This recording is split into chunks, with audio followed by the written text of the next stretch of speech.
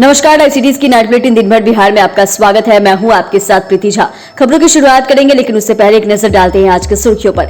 CM Nitish ने कई योजनाओं का किया उद्घाटन। आरजेडी ने जदयू का बताया फुल फॉर्म, जहां दारू अनलिमिटेड। अवैध शराब में आरजेडी के कार्यकर्ता रमे हुए हैं, बोले मंत्री। उपचुनाव के लिए एनडीए प्रत्याशी ने किया नामांकन। दिलीप जायसवाल सीएम नीतीश के हुए मुड़ी, तेजस्वी को दिया जवाब। बिहार को अपराधियों अफसरों के जंगल राज से मिलेगा छुटकारा, बोले पीके। बिहार यात्रा पर निकले उपेंद्र कुशवाहा ने विपक्ष को सुनाया। मुजफ्फरपुर में बड़ा नाव हादसा।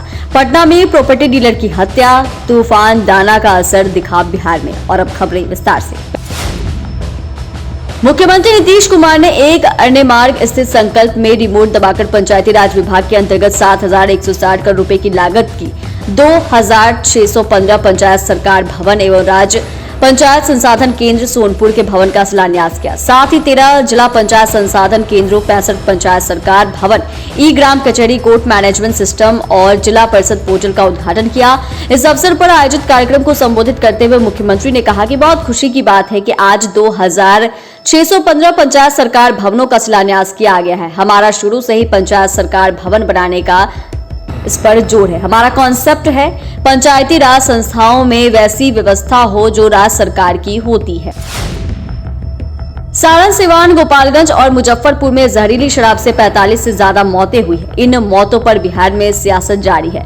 आरजेडी सत्ताधारी पार्टी जदयू पर हमलावर है। आरजेडी ने सोशल मीडिया पर जदयू का फुल फॉर्म बताते हुए लिखा है कि जदयू मतलब जहां दारू अनलिमिटेड। आरजेडी ने जे का मतलब जहां, डी का मतलब दारू और यू का मतलब अनलिमिटेड बताया है। इस पोस्ट में आरजेडी ने दारू की 2 बोतल भी लगाई है। इस पर पीएम मोदी और सीएम नीतीश की फोटो भी है, जिस पर लिखा है ओल्ड गैंग देसी दारू। वहीं जदयू ने पलटवार करते हुए आरजेडी को राष्ट्रीय जहरीला दल बताया है।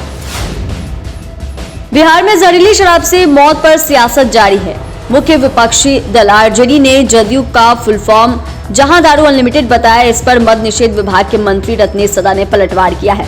उन्होंने कहा कि यह सवाल तो आरजेडी के लोगों से पूछना होगा, आखिर अनलिमिटेड शराब कहां बिक रही है, उन्हें अपने गिरेबान में झांकना चाहिए। मद्य निषेध विभाग के मंत्री रत्नेश सदा ने आरजेडी का मतलब भी बताया। अवैध शराब में आरजेडी के कार्यकर्ता रमे हुए हैं। जे कार्यकर्ताओं को जागरूक करके सरकार को बदनाम करने की कोशिश। डी दारू पिलाओ पार्टी। बिहार के 4 विधानसभा सीटों पर उपचुनाव कराए जा रहे हैं, जिसमें तरारी, इमामगंज, बेलागंज और रामगढ़ शामिल है। बेलागंज से जदयू ने मनोरमा देवी को अपना उम्मीदवार बनाया है, जिन्होंने आज डीआरडीए कार्यालय में अपना पर्चा दाखिल किया। इस मौके पर जहां जदयू नेताओं और कार्यकर्ताओं की भीड़ उमड़ी, वहीं एनडीए समर्थित हम उम्मीदवार जीतन मांझी ने इमामगंज से पर्चा दाखिल किया। दीपा मांझी के नामांकन दाखिल करने के दौरान केंद्रीय मंत्री और हम सुप्रीमो जीतन मांझी भी मौजूद रहे। उन्होंने कहा कि जनता का भी अपार स्नेह मिला है। बीजेपी के प्रदेश अध्यक्ष दिलीप जायसवाल ने कई मुद्दों पर खुलकर अपनी बात रखी है। साथ ही तेजस्वी यादव पर जमकर निशाना साधा है। उन्होंने कहा कि तेजस्वी यादव ने शायद यह नहीं सुना कि नीतीश कुमार बार बार बोल रहे हैं कि जब मैं महागठबंधन सरकार में था तो घुटन महसूस कर रहे थे, महागठबंधन में लूट मचा हुआ था, और जब मैं असहज महसूस करने लगा तब मुझे अपने गठबंधन से कान पकड़कर बाहर निकालना पड़ा। उन्होंने कहा कि नीतीश कुमार की सहन शक्ति का एक हद है। वह एक ऐसे इंसान है जो बहुत हद तक अपने आप में सहते हैं, किसी चीज की सीमा होती है। बिहार विधानसभा के उपचुनाव में जनसुराज पार्टी के दोनों उम्मीदवार इमामगंज से जितेंद्र पासवान और बेलागंज से मोहम्मद अजमत ने नामांकन किया।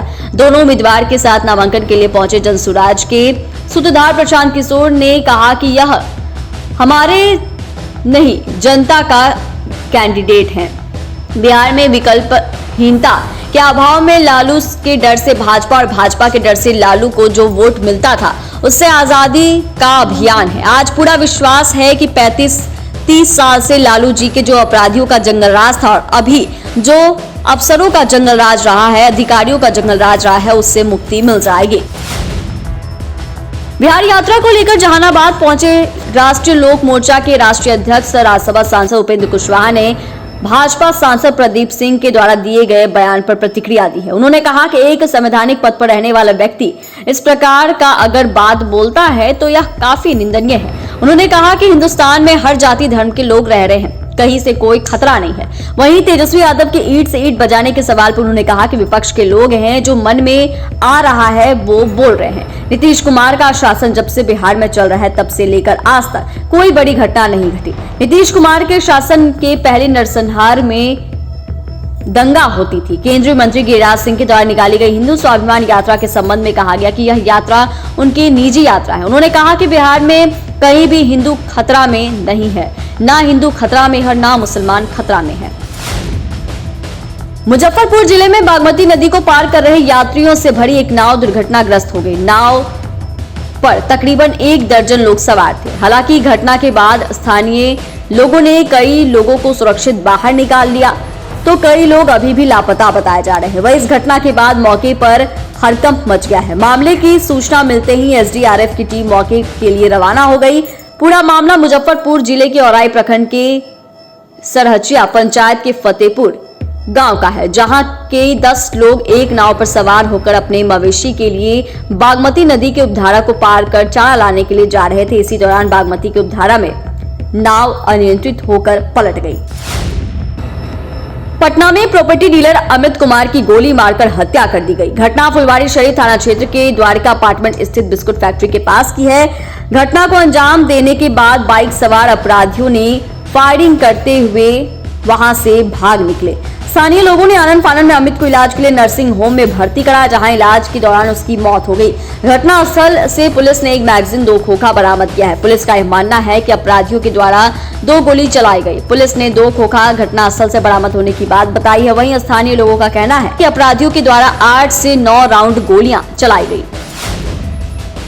बंगाल की खाड़ी से उठा चक्रवाती तूफान दाना का असर आज गुरुवार से ही बिहार में दिखने लगा है। राजधानी पटना में काले बादल छा गए हैं। पटना मौसम विज्ञान केंद्र के अनुसार यह गंभीर चेतावनी चक्रवाती तूफान को लेकर है। चक्रवाती तूफान 24 अक्टूबर की रात और 25 अक्टूबर की सुबह को पुरी और सागर द्वीप के बीच उड़ीसा और पश्चिम बंगाल के तटों को पार करेगा। इसकी गति 100 से 110 किलोमीटर प्रति घंटे और झोंकों के साथ 120 किलोमीटर प्रति घंटा हो सकता है। तूफान का प्रभाव 24 अक्टूबर की रात और 25 अक्टूबर की सुबह को पूर्वी और दक्षिणी बिहार के जिलों में देखा जाएगा। वहीं 23 जिलों में दिखेगा डाना का असर। पटना मौसम विज्ञान विभाग की माने तो बिहार के 23 जिलों में चक्रवात डाना का असर दिखने को मिल सकता है। गंभीर चक्रवाती तूफान का प्रभाव आज